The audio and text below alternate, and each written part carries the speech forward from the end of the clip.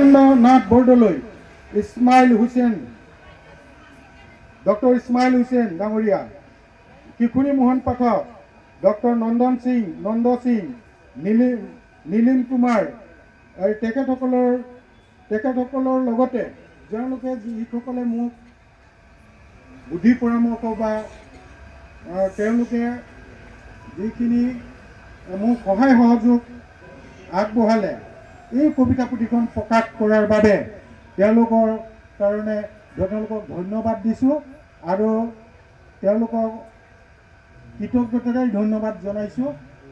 আৰু হিয়াৰ অনুভৱ কবিতা সংকলনখিনি শনি মোৰ পিতৃ কৃতি শিক্ষক স্বৰ্গীয় যতীন্দ্ৰনাথ ভাগৱতী আৰু মাতৃ বিশিষ্ট সমাজসেৱিকা স্বৰ্গীয় ৰাধিকা ভাগৱতীৰ নামত উৎসৰ্গা কৰিলোঁ।